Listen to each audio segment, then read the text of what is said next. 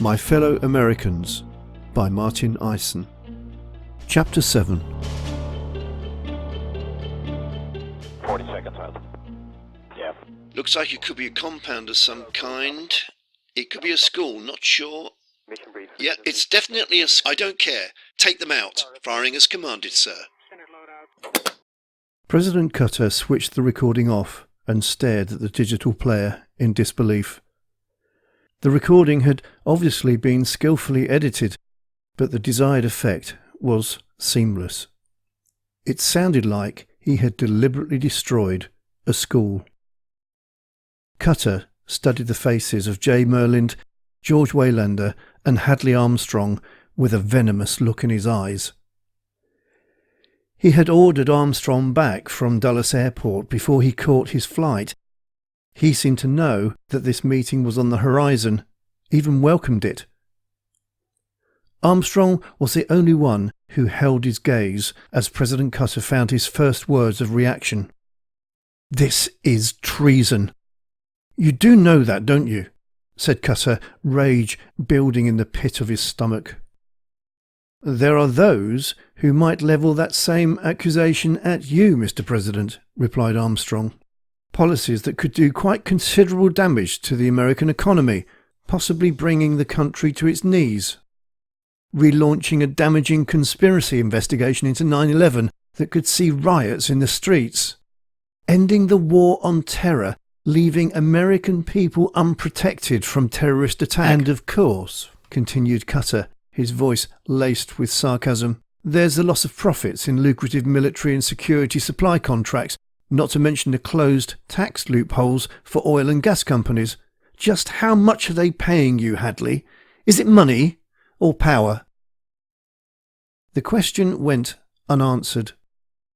Hadley Armstrong merely placed what looked like a freshly printed copy of the New York Times in front of him. The headline screamed, "Take them out!" There was a large colour picture of a terrified woman in black with a dead girl hanging limply in her arms. In the background, desperate Syrian townspeople scrambled over rubble. A subtitle asked the question, "Cutter, our trigger-happy president?" President Cutter closed his eyes when he saw the picture. His reputation was about to be ripped to shreds and thrown to the wolves of the corporate media, which had long craved such an opportunity. This was even before the world's press had inserted its claws into the story. Then there would be the backlash from the Syrian government, backed as ever by Russia, a permanent member of the United Nations Security Council. All this was on the horizon to be dealt with. "You know I'm going to fight you. I'm going to fight you all. We'll see how far this gets." For the first time ever, Will Cutter honestly wondered if just having sheer willpower would be enough. He had been fighting the establishment beast all his life, and now he had finally won a place in its lair to fight it from within. He was about to experience just how ferocious it could become as it focused on one of two aims: to eject him and spit him out, or to swallow him and absorb him into its system as it had done with many before him. J. Merlind was to be the one to bear the responsibility of facilitating leaks to the New York Times. "It doesn't have to be this way, Will. This newspaper isn't real. It's a mock-up, but it could be made a reality if you force us to." Merlind sensed a sigh of relief coming from the president. It was to be short-lived. "I'm afraid the strike did actually happen, and the school was real. But we control information about anything before it gets out. Sure, it will be all over the internet, but we can limit its spread to a large extent, creating doubts on credibility, fake news accusations, etc., etc. To the majority of people, if it's not in the mainstream media, it didn't even happen. And we have control of the mainstream media." Will Cutter's head was in a complete spin. He was emotionally drained. The tragic death, murder of 200 children used as pawns to manipulate the President of the United States into a controllable position. The whole sordid story weighed heavily on his heart. If they had perpetrated an atrocity like this once, they could do it again. Were they totally devoid of conscience, for Christ's sake?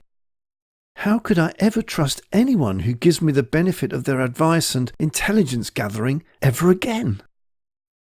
It was at that moment he realized that these men before him were not the instigators of this conspiracy, merely mouthpieces delivering the ultimatum: play nicely or suffer the consequences.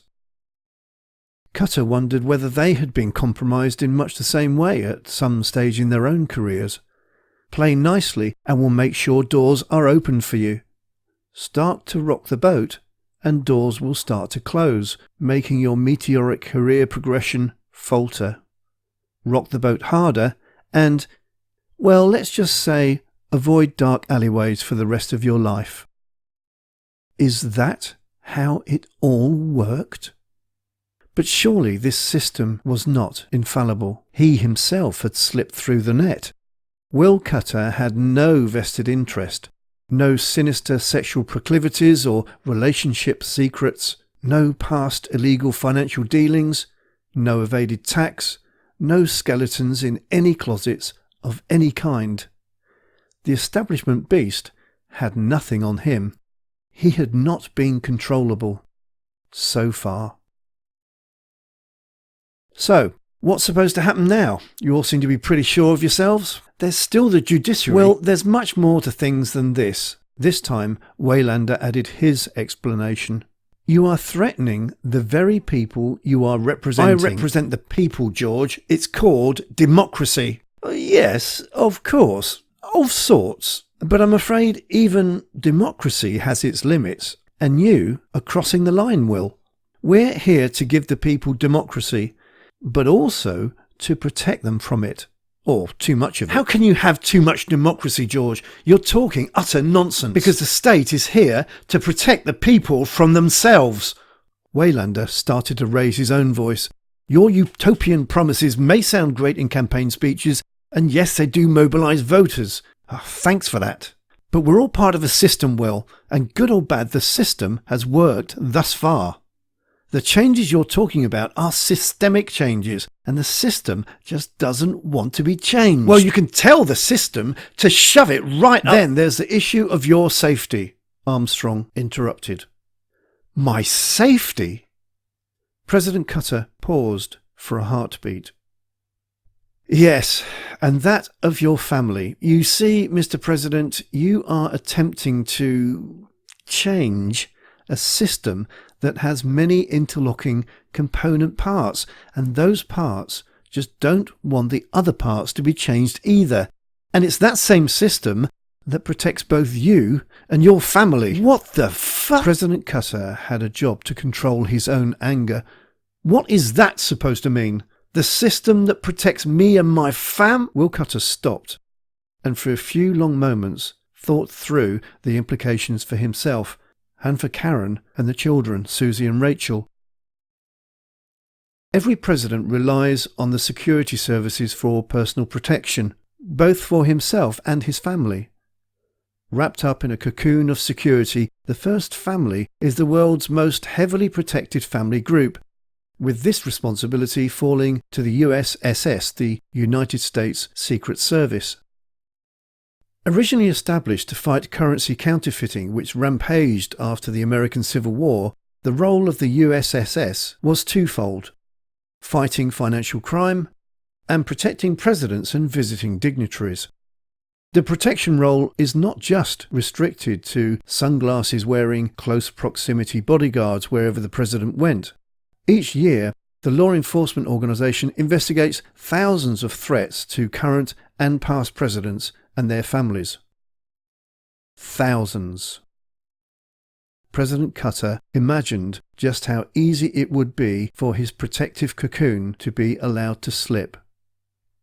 A moment's hesitation by an agent, a head turned away, an unchecked anthrax-filled envelope slipping through. a distant, grassy knoll. "Yes," said Armstrong, as if reading the president's mind. "This is exactly what happened to JFK. Before my time, but obvious all the same. Hell, the fact that he was killed by one of ours is even in the public domain. And now the public could hardly care less. It's distant memory. Time is a great healer." Opposed to secret society, to secret oaths, and to secret proceedings. For we are opposed around the world by a monolithic and ruthless conspiracy. In his famous Secret Society speech of April the 27th, 1961, President Kennedy had highlighted the dangers of a secret malevolence growing from within.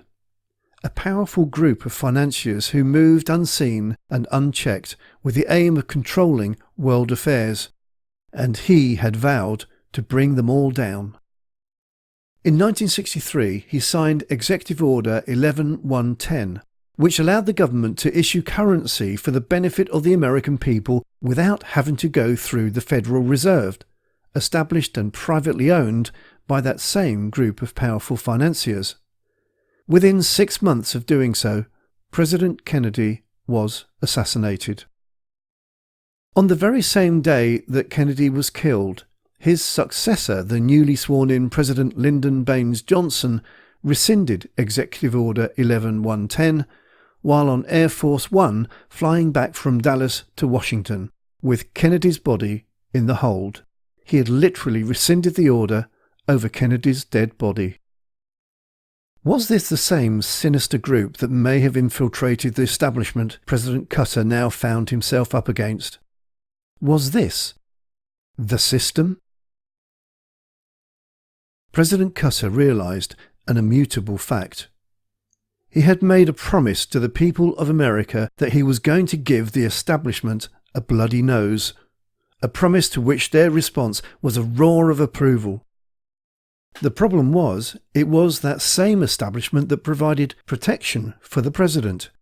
And what the establishment provided, the establishment could easily take away.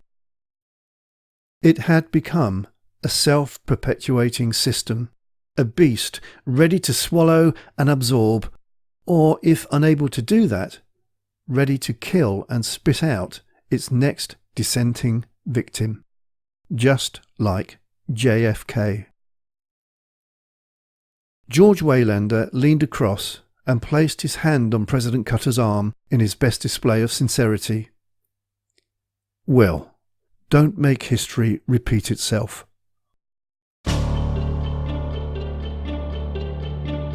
That was My Fellow Americans by Martin Ison. Chapter 7. Coming up in Chapter 8, guilt-ridden as he attends the funeral of a popular British Prime Minister, Cutter is falling ill, so the First Lady suggests a break. You can purchase all 38 chapters of this audiobook on Audible, Amazon and iTunes. Printed and Kindle versions also available. Don't forget to like and leave your thoughts in the message box below, because the author would love to know your opinion.